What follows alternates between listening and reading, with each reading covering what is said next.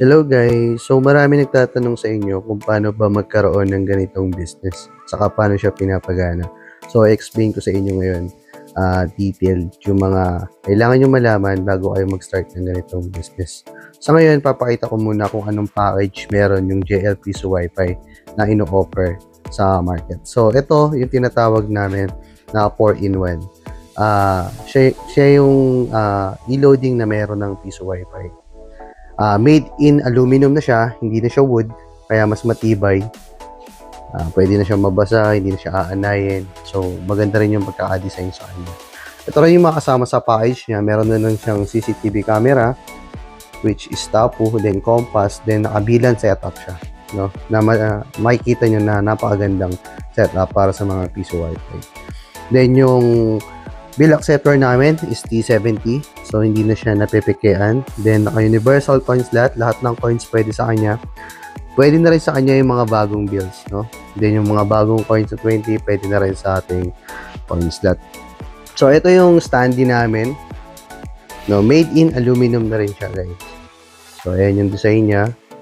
So, pulido yung pagkakagawa. Meron na rin siyang print receipt. No, pwede rin kayo mag-request na may mga receipt. So, yung mga ganito. Pwede rin po kami gumawa niyan. Then, ito naman po, yung package 1. So, yung package 2 namin, yung may cage metal frame. So, lahat to, pwedeng palagyan ng metal frame. Depende kung saan nyo siya ilalagay. Usually, ito talaga yung mabenta, yung package 2 namin na may metal frame na nilalagay outdoor. No? So, explain ko lang. So, sa mga gusto mag-avail ng ganito, ito yung screen niya. So, dito, binibigyan kayo ng online wallet. So, ito po yung online wallet niya. So, ito yung nilalagyan ng laman.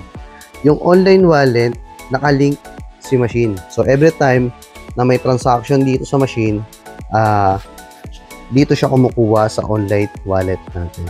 Okay? So, ito yung nilalagyan ng laman. So, paano ba siya nilalagyan ng laman? So, ito, ini-scan lang or bank-to-bank transfer, pwede rin pala. So, hindi ko siya pwede pakita sa inyo, no? Para hindi siya buray ni TikTok kasi may mga account details dito na bawal kay TikTok, no? Para ma-upload natin. So, ganyan lang yung interface niya. So, dito, makikita nyo yung transaction. Check lang natin. So, transaction, makikita mo po lahat ng transactions. May total consume siya, then yung total sales mo.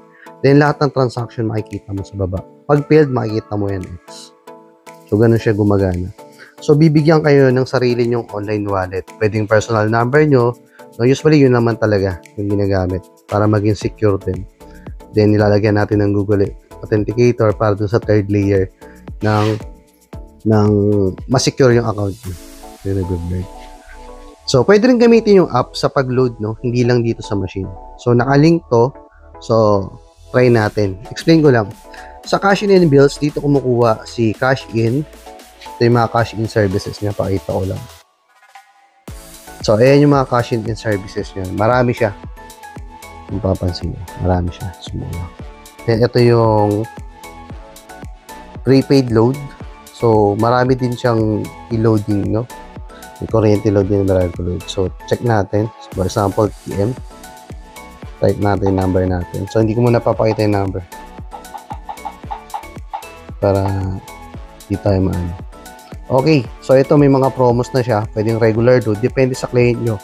No, dito sa e-loading, discounted yung account nyo ng 0.5%. Depende sa load. Minsan 0.10 pa. Then lahat ng kita sa inyo na. No?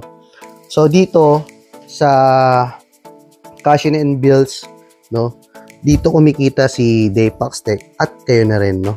So, dito, pwede natin baguhin. Every transaction kasi, meron siyang system fee sa cash in and bills. Sa e-load kasi, wala. Sa inyo lahat yan. So, sa cash in and bills, dito kumikita si Daypax Tech at dito na rin tayo kumikita at the same time. So, paano bang kitaan dito? Ang minimum na pwedeng i-cash in sa machine is 100 pesos. Then, ang maximum na pwedeng i-cash in sa machine is 10,000. Pero pag nag-limit siya ng 8,000, madideduct siya ng 2% ng Gcash. Kasi yun yung rules ng Gcash, no? So, check natin. Pwede natin mabago yung mga rates dito, no? Punta lang kayo dito sa dashboard sa baba. Click mo lang yung fees and pricing. So, dito pwede nyo ma-customize, no? Depende sa gusto nyo. Like for example to, 1 to 100. Pag nag-load siya ng 20, mag-charge siya ng 5 pesos. Pero depende sa inyo kung magkano yung gusto nyo system fee. Nababago naman yan. Yan. Okay? Tapos punta tayo doon kay GCash. For example, to ay GCash. Dito may makikita ka ng mga rate. No? Pwede nyo kopyahin yan. Pero for example lang naman yun. Pwede nyo siyang baguhin. No? Like for example dito sa 100 to 500. Pag nag-cash in si customer ng 100, ang babayaran niya is 10 pesos. Sinabi ko na kanina na may system fee na 2 pesos. Bali, ang kita nyo dyan is 8 pesos. No? So, depende. For example, dito sa 4,000 naman, ang system fee dito ni Daypax Tech is 4 pesos. And then, nasa inyo na yung, yung 36 pesos. Ganun siya. Depende. Pwede mo siyang i-customize. No? So, try natin mag-cash in. So, ganun lang naman siya nag-work. No? So, sobrang dali niya install. Si machine ko connect na to sa internet. No? Then, nare-register yung SIM card sa name niyo. Then, go connect sa internet. Then, ipa-forward namin sa inyo. I-activate namin yung account nyo. Then, that's it.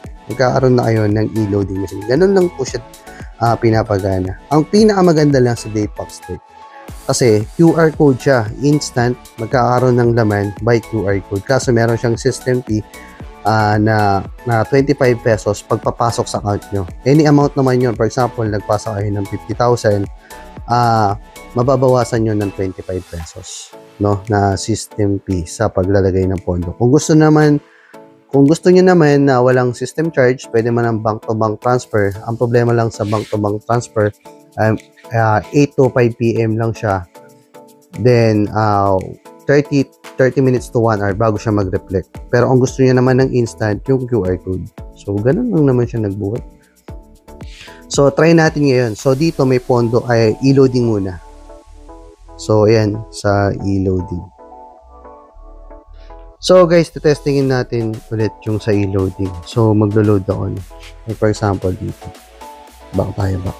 Okay, nakikita yung number ko, sorry. So, hindi ko papakita yung number para pwede natin mapasat na. So, maglo-load ako ngayon. So, nilagay ko na. For example, combo 10. So, ang babayaran ko is 50 pesos. Ito guys, papakita ko sa inyo kasi si machine hindi siya nagsusukli. So, 20 pesos yung ibabayad ko. Pwede naman siyang bills, pwede naman coins, no? Papakita ko lang sa inyo pag sobra yung hinulong na amount para maging demo yung video na rin. So, maghulong tayo 20 pesos.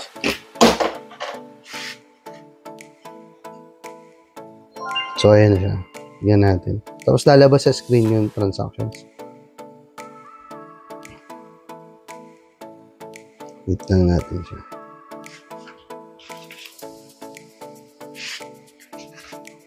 Minsan nauuna siya dun sa ano.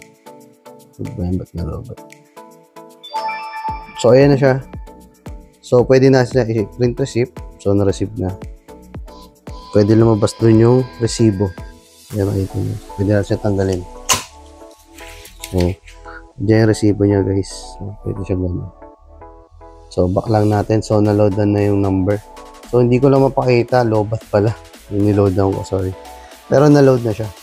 Then, sa cash in naman, so, ganun din. Tatry natin sa cash in services. Madali lang. Tapos, papakita ko sa inyo yung mga naging transaction. Sa cash in services naman, ganito lang siya. So, for example, sa GCash. May pondo tayo. Di ba kanina ito? 46. Makita na magbabawasan yun. Refresh nyo lang. So, yan. Na-load na natin yung, yung 10 pesos. Then, discounted yung amount. Papakita ko sa inyo mamaya kung ano nangyari. So, 139 pesos. Mapapansin nyo. Then, magka-cash in tayo. No? So, hindi ko lang kabisado guys number ko. Wait. Insert ko siya.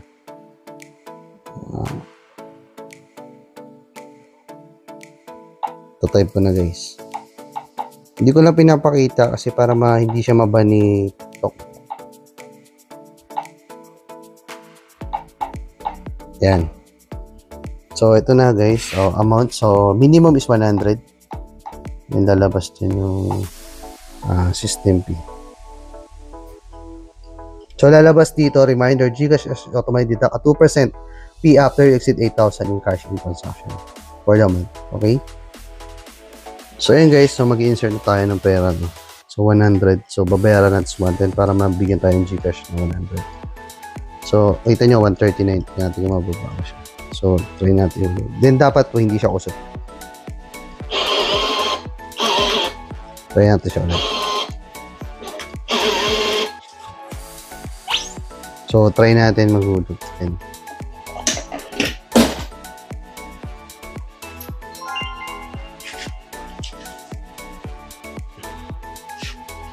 So, ayan siya guys. Sobrang quality na talaga. Ganda siya tingnan.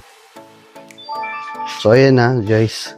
So, pure gold, pwede i-print receipt. Nasa inyo na. Print receipt natin para maganti na. So,